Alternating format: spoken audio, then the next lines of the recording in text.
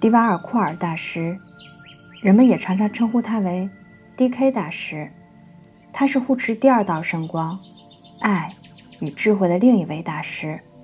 他是在比较近些年接受的启蒙。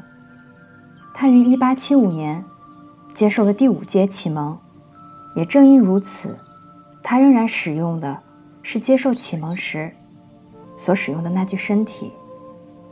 大多数的其他大师接受启蒙时，肉身载具还较为年轻。不过迪瓦尔库尔大师的肉身不是年轻人的模样，他是一位藏族人。他与库图米大师交好，他所居住的小房子离库图米大师那间大一点的房子不远，因为他愿意服务，而且愿意去做那些必须要去完成的事情，因此他也被称为大师的使者。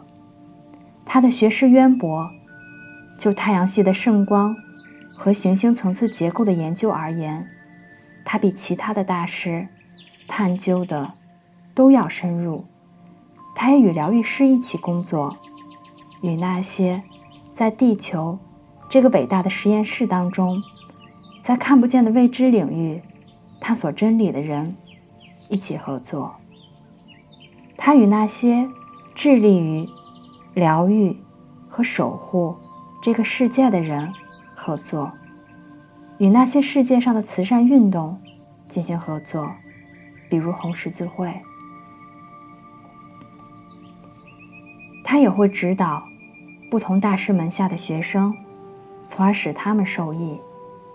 在过去的10年当中，他大大地缓解了艾摩亚大师和库图米大师的教学工作，并从他们的手中接过一些学生和门徒。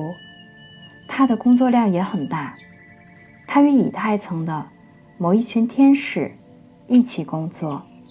这个天使群体负责疗愈，这些天使跟他一起合作，疗愈人类肉身的一些疾病。也是他传授了《奥秘教导》一书的大量内容。他也向 Helena Blavatsky 展示了很多图片与知识。Helena 把这些信息呈现在他的书中。迪瓦尔库尔大师计划通过他的学生来恢复一些古老而神秘的疗愈方法，并且去证实 A. 以太体的位置， B. 普拉纳生命力的影响， C. 以太视力的开启。第3，我在这个团体中的职责是向那些积极的寻求并适合成为扬升大师学生的人提供必要的帮助。我是一名东方人，我在传授圣光的教导，并且与库图米大师关系密切。我工作的一部分是不断地去寻找内心强大、热诚的奉献，并且训练有素的寻求者。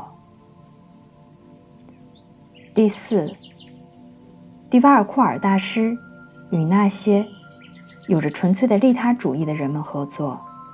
他关注着那些在地球实验室积极而活跃的人。很多疗愈天使，比如圣经当中提到的那些天使，都跟他合作。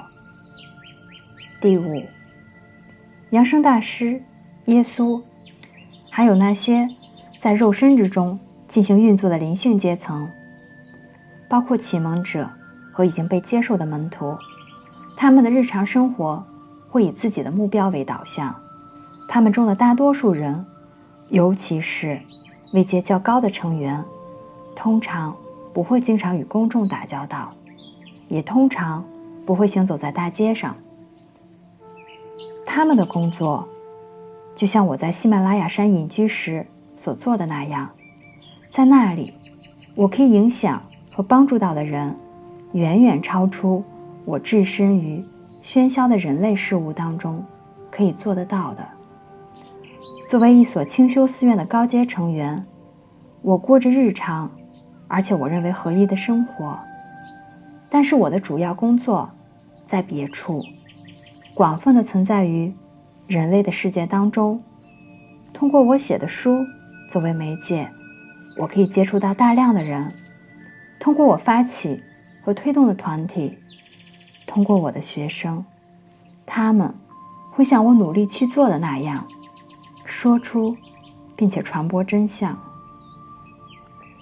1919年11月，我第一次联系了爱丽丝·贝蕾。那时的她非常痛苦和沮丧。从此之后，我就一直跟她一起工作。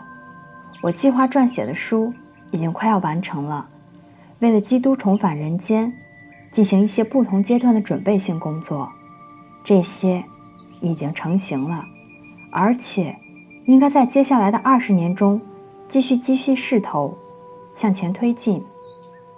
我的任务主要有2个面向，涉及到引起全世界人类的注意，如今已经牢固地铆定了下来。如果我可以使用这个术语的话，它们也构成了迄今为止我所做过的工作当中最重要的面向。这些成型的面向是：一、宣布为世界服务的新团体的存在，他们迄今为止从来没有被承认过。这个团体的工作有效，他们是地球上人类和灵性阶层之间的连接。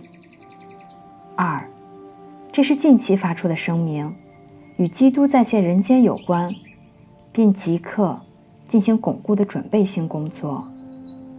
我为灵性阶层所付出的一切，在这2个灵性事实的面前都可以看作次等的重要。基督再现人间之后，还有灵性阶层的重组工作要去做。那个时候，人类与灵性阶层之间的更加深刻的联系就可以建立了。第7，书籍传播、神秘学校还有对大众的教育，都是在地球上外在形式的一部分。这是我们中的一个团体在做的事情，这些人组成了一个内在世界架构的一部分。对于门生和启蒙者以及这个团体而言，我的角色像是秘书和联络人。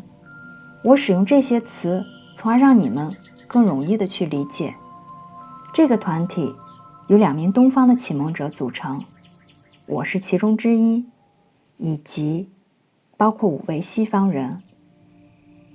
第8，我隶属于第4种族的东方人。虽然我在欧洲进行过2次转世，有时我仍然不能掌握或者说理解西方化的反应。第9，在幕后工作的灵性领袖组成了联合委员会，我从那里得到指引。他们是灵性阶层中的长者，在基督的指引下进行工作。他们在与其他高阶成员进行协商之后，做出他们的决定。高阶成员是指那些，比如说我、其他大师，还有那些完成了3阶启蒙的人。